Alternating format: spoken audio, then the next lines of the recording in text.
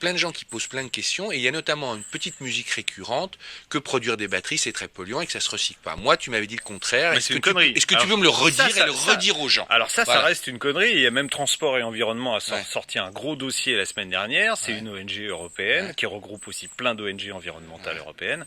Donc eux, ils se sont posé la question, est-ce qu'une voiture électrique, si on prend réellement le bilan complet, c'est-à-dire extraction du minerai pour faire la batterie, fabrication du véhicule, recyclage du véhicule et usage du véhicule, au final, je vous le fais court, même avec de l'électricité polonaise, qui est la plus carbonée d'Europe, faite avec des centrales au charbon, on est 30% meilleur qu'un véhicule diesel équivalent. 30% meilleur. Et on est 3 fois meilleur si on a de l'électricité, comme en France par exemple, principalement décarbonée, puisque issue du nucléaire et l'histoire de la pénurie annoncée des matières premières pour faire les batteries, c'est une bêtise. Pourquoi? Parce que du lithium, il y en a beaucoup. La vraie question, c'est est-ce qu'aujourd'hui on le produit de façon suffisamment écologique? Bon.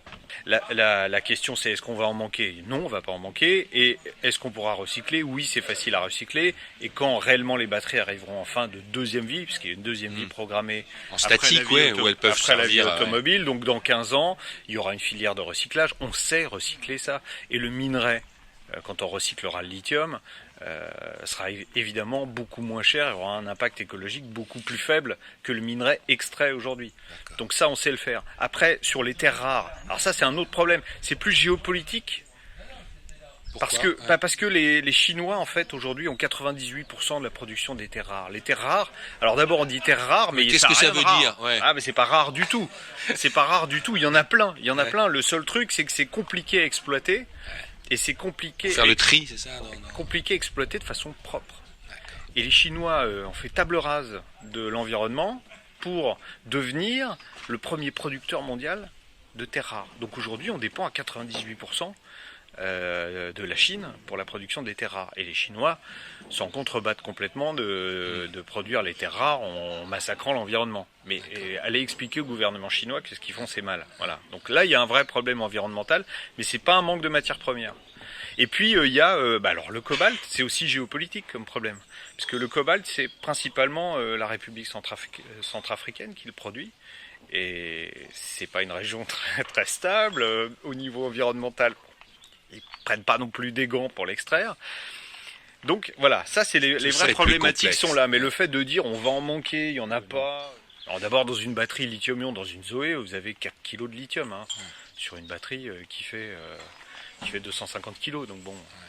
Moi, j'ai commencé à lire quand même pas mal de papiers, qu'il y a beaucoup de chercheurs qui sont en train de travailler sur des prototypes où il n'y a plus besoin de lithium. Il n'y a plus besoin de lithium. Les batteries, on a déjà parlé de la batterie graphène qui permettra de faire 1000 km sans problème, de recharger en 5 minutes, etc. C'est pas un fantasme. Aujourd'hui, il y a des chercheurs qui vous disent oui.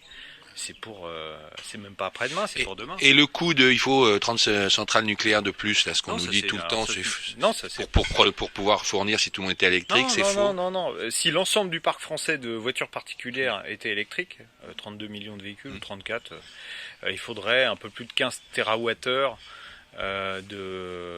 d'électricité, ça doit être comme 20% de la production française. Et puis si on charge la nuit, une centrale nucléaire la nuit, alors il faut les débrancher du réseau parce qu'il faut équilibrer le réseau, mais elle continue à tourner à vide et chauffer les petits oiseaux. Donc c'est de l'électricité qu'on pourrait utiliser qui est entre guillemets gratuite. D'accord. Bon. J'ai juste une dernière question. Tu m'avais prédit le scandale du diesel. Là, tu m'as redit en 2 minutes.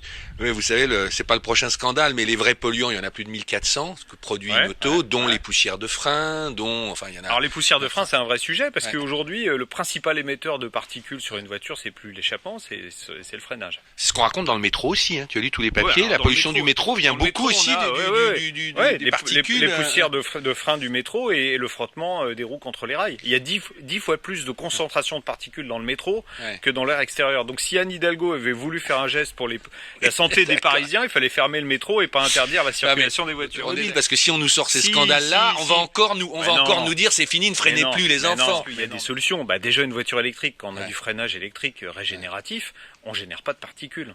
Donc à partir du moment où on a de l'hybride ou de l'électrique, on résout une partie du problème des particules de frein. Ça c'est déjà important quand même.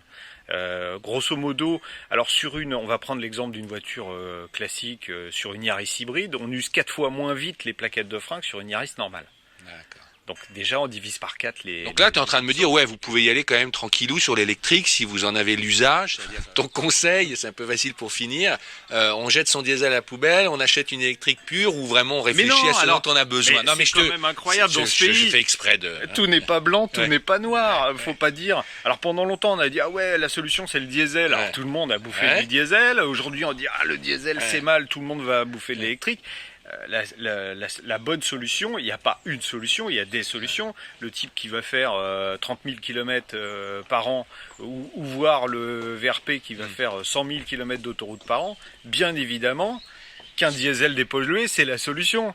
Et puis à l'inverse, celui qui va faire de l'urbain et du périurbain, la solution c'est de l'électrique. Et puis celui qui va faire partir en week-end à la campagne avec sa voiture le week-end et faire de la ville la semaine, l'hybride rechargeable. Donc mais voilà, l'hybride rechargeable vertueux, c'est la solution.